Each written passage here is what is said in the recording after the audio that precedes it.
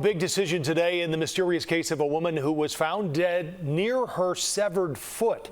A judge ruled today that the body of Caitlin Tracey should be given to her parents and not her husband. Tracey, who lived in Michigan, was found dead at the bottom of a stairwell in her husband's apartment building in Chicago. Investigator Hickey has been looking into the case. She joins us now with how the parents used previous allegations of abuse to make that case that they should be in charge of her funeral arrangements. Megan? Right, Joe and Marie, and that's because court records show Caitlin Tracey had obtained a restraining order against her husband and that he was facing domestic violence charges in Michigan at the time of her tragic death, which is still pending, the cause of which is still pending. We want to warn our viewers, some of the details of this case are very disturbing.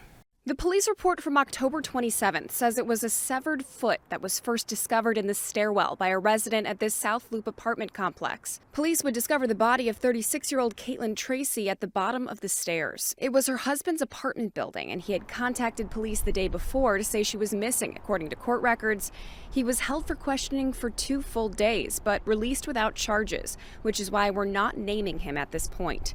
But a plethora of court documents reviewed by the CBS News Chicago Investigators paint a turbulent relationship between the two. Tracey had filed for an order of protection in October 2023, and in the filing cited at least 4 incidents where she claimed her husband physically and verbally abused her.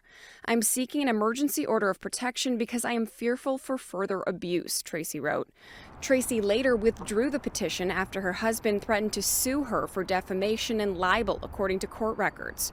Court records also show that her husband was arrested twice this year in New Buffalo, Michigan, where Tracey lived, for domestic violence against her. Today, the Cook County Medical Examiner's Office told us Tracey's cause of death is still pending the results of a police investigation. But since her death, Tracey's remains have been here at the ME's office due to a dispute over who is allowed to bury her. Tracey's parents petitioned courts in Cook County and Berrien County, Michigan, arguing that they should take custody of their daughter's remains given the well-documented history of alleged violent physical and emotional abuse against her. They claim her husband refused to release her remains and that he plans to cremate her body and keep the ashes. Her parents wish to arrange a Catholic funeral and burial. Today, a judge ruled in favor of the parents, giving them the authority to handle the arrangements. And we did reach out to Caitlin Tracey's husband for an interview or any sort of comment on the ruling today, but so far we have not heard back from him. Caitlin's family also declined to be interviewed for this story, but said that they were grateful for the judge's ruling today.